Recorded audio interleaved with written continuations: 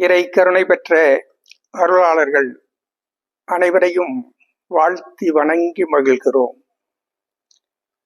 அன்பிற்கினியவர்களே, நம்முடைய சமுதாயம் மிகவும் சீரழிந்து விட்டது.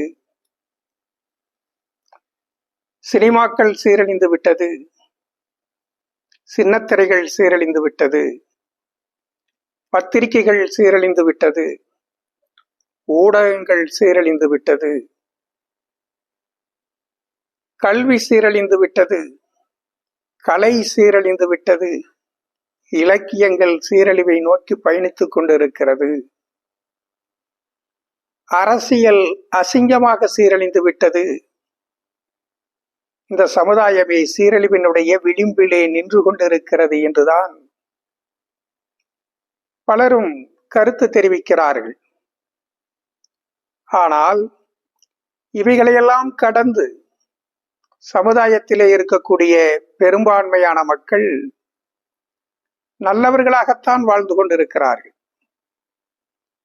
வீட்டுக்கு பயந்து, ஊருக்கு பயந்து, உறவுகளுக்கு பயந்து, சமுதாயத்திற்கு பயந்து, சட்டத்திற்கு பயந்து, காவல்துறைக்கு பயந்து, நீதிமன்றத்திற்கு பயந்து, நாட்டுக்கு பயந்து, நம்மை பற்றி மற்றவர்கள் தவறாக எண்ணிவிடுவார்களே, நம்மை பற்றி மற்றவர்கள் கேவலமாக பேசிவிடுவார்களே என்றெல்லாம் பயந்து பெரும்பான்மையான மக்கள் தர்மத்தோடுதான் தங்களை நெறிப்படுத்திக் கொண்டு கட்டுப்படுத்திக் கொண்டு தர்மத்தோடுதான் வாழ்ந்து கொண்டிருக்கிறார்கள். பக்தி உள்ளவர்களாக, பிரார்த்தனை செய்கின்றவர்களாக, தவம் செய்கின்றவர்களாக, நமாஸ் செய்கின்றவர்களாக, தேவாலயங்களுக்கு செல்லுகிறவர்களாக, ஆலயங்களுக்கு செல்லுகிறவர்களாக, அனைத்து மக்களும் பெரும்பான்மையானவர்கள் நல்லவர்களாகத்தான் வாழ்ந்து கொண்டிருக்கிறார்கள்.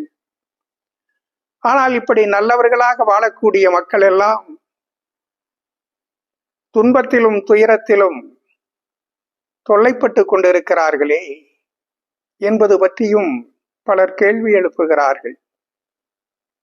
சமுதாயத்திலே இருக்கக்கூடிய 90% மக்கள் நல்லவர்களாகத்தான் வாழ்ந்து கொண்டிருக்கிறார்கள். அதனால் தான் இந்த உலகம் உயிரோட்டமாக இருக்கிறது. ஒரு 10% மக்கள் தங்களுடைய சுயநலத்திற்காக, தங்களுடைய சொந்த ஆதாயங்களுக்காக, தங்களுடைய அபிலாசைகளை, வெறிகளை தீர்த்து கொள்ள வேண்டும் என்பதற்காக எதை வேண்டுமானாலும் செய்யலாம், எப்படி வேண்டுமானாலும் வாழலாம் என்று அவர்கள் அநீதி செய்கின்றவர்களாக, அக்கிரமம் செய்கின்றவர்களாக இயங்கிக் கொண்டிருக்கிறார்கள். அப்படி அநீதி அக்கிரமங்களிலே இயங்குகின்றவர்களிலே கூட 1% பேரினுடைய அநீதிகளும் அக்கிரமங்களும் தான் வெளிப்பட்டு சமுதாயத்தையே பரபரப்பிற்கு உள்ளாக்குகிறது.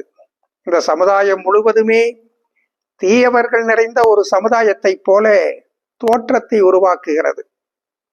90%க்கும் மேலான மக்கள் நல்லவர்களாக வாழ்ந்தாலும் அவர்களை பற்றி இந்த சமுதாயம் அறியாததாக இருந்து கொண்டிருக்கிறது. இப்படி நல்லவர்களாக வாழுகின்றவர்கள் துன்பத்திலும் துயரத்திலும் துவண்டு கொண்டிருக்கிற பொழுது அநீதிகளிலே அக்கிரமங்களிலே ஈடுபடுகின்றவர்கள் ஆனந்தமாக வாழுகிறார்களே என்று சிலர் எண்ணுகிறார்கள். அது பற்றி கேள்வி எழுப்புகிறார்கள். நாம் எல்லோருமே ஒன்றை புரிந்து கொள்ள வேண்டும். இந்த உலகம் தர்மத்திற்கானது, மனித வாழ்க்கை தர்மத்திற்கானது. மனிதர்கள் எல்லோரும் தர்மத்தை கடைபிடித்து வாழ்வதற்காகத்தான் மனித பிறப்பே கொடுக்கப்பட்டிருக்கிறது.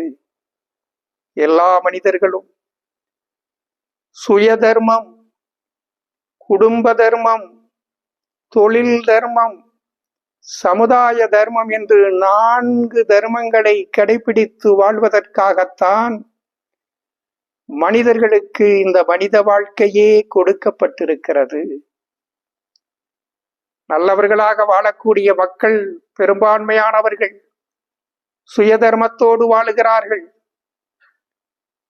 குடும்ப தர்மத்தை காப்பாற்றுகிறார்கள். தொழில் தர்மத்தை பாதுகாக்கிறார்கள். ஆனால் இங்கே வாழக்கூடிய பெரும்பான்மையான மக்களுக்கு சமுதாய தர்மத்தையும் கடைபிடிப்பதன் மூலமாகத்தான் நம்முடைய தர்ம வாழ்க்கையை முழுமைப்படுத்த முடியும் என்கிற உணர்வினை பெறாதவர்களாக இருக்கிறார்கள். இந்த 4 தர்மங்களிலும் உயர்ந்த தர்மம் சமுதாய தர்மம். அந்த சமுதாய தர்மத்தை கடைபிடிக்காத பொழுது மனிதர்கள் பாவத்திற்கு உள்ளாகிறார்கள். மனிதர்கள் கர்ம வினைகளினால் கட்டுண்டு அவர்கள் வீழ்ந்து போகிறார்கள். அதைத்தான் சமுதாயத்திலே பல மனிதர்களும் அனுபவித்துக் கொண்டிருக்கிறார்கள். இதிலே இருந்து மனித சமுதாயம் வீழ வேண்டும். அப்பொழுது நல்லவர்களாக வாழக்கூடிய மனிதர்கள் எல்லோருமே ஒரு உயர்ந்த நிலையை அடையக்கூடிய வாய்ப்பை பெறுவார்கள்.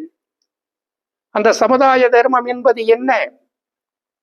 நாம் பேசிக்கொண்டிருக்கிறோம், வாழ்ந்து கொண்டிருக்கிறோம், இந்த சமுதாயத்திலே உலவிக் கொண்டிருக்கிறோம் என்று சொன்னால் நமக்கான ஒரு நிர்வாகம், நமக்கான நம்மை ஆளுவதற்கும் பாதுகாப்பதற்குமான ஒரு நிர்வாகம், நமக்கான ஒரு அமைப்பை, சமுதாயத்தை நாம் கட்டமைத்து வைத்திருக்கிறோம்.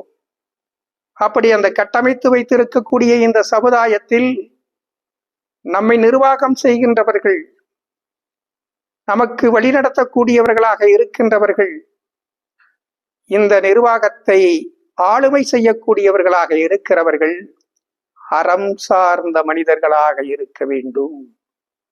அப்படி அறம் சார்ந்தவர்களை மட்டும்தான் நாம் தேர்ந்தெடுத்து நம்முடைய சமுதாயத்தினுடைய நிர்வாகத்தினுடைய பொறுப்புகளை ஒப்படைக்க வேண்டும்.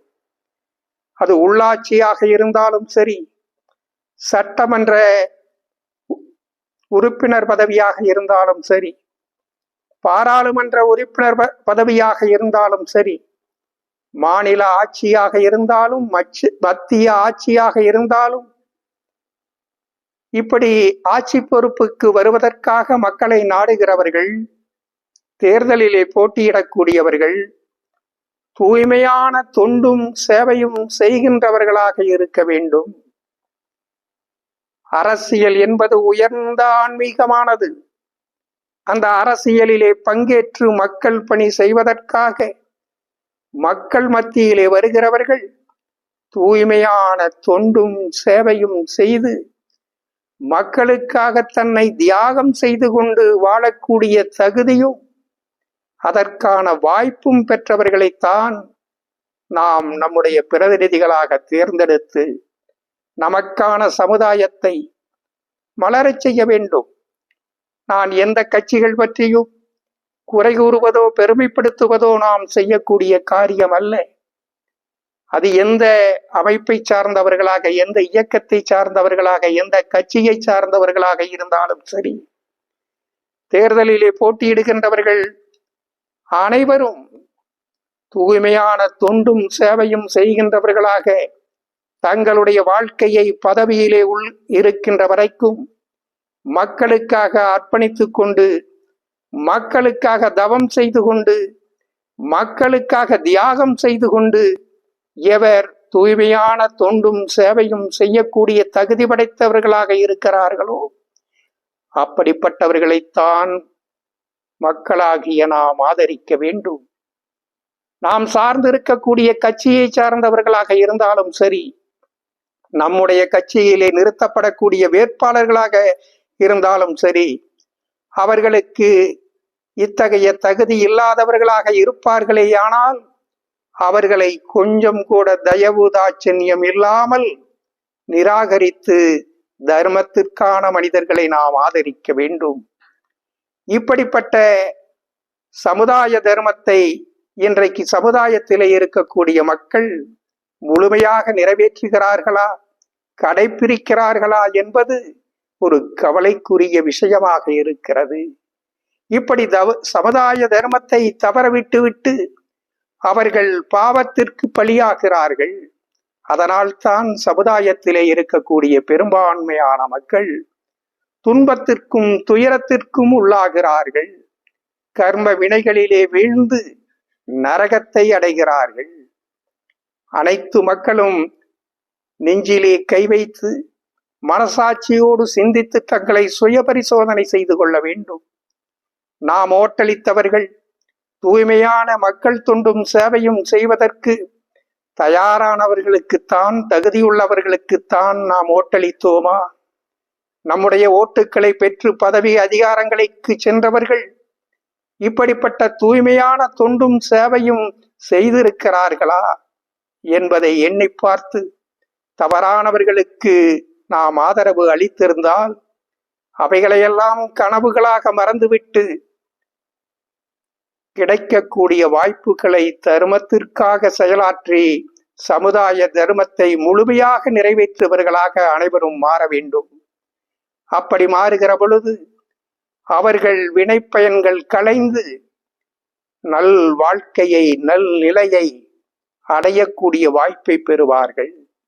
இது நம்முடைய ஊருக்கான தர்மம் மட்டுமல்ல, நம்முடைய தொகுதிக்கான தர்மம் மட்டுமல்ல, நம்முடைய மாநிலத்திற்கான தர்மம் மட்டுமல்ல, நம்முடைய தேசத்திற்கான தர்மம் மட்டுமல்ல, உலகம் முழுவதும் இப்படி தர்மத்திற்கானவர்கள் மட்டுமே மக்களுக்கு ஆட்சி நிர்வாகத்தை தருகின்றவர்களாக இருக்க வேண்டும். அத்தகைய சூழலை, அத்தகைய சமுதாய தர்மத்தை உலகம் முழுவதும் இருக்கக்கூடிய மக்கள் நிறைவேற்றுவதற்கு முன்வர வேண்டும்.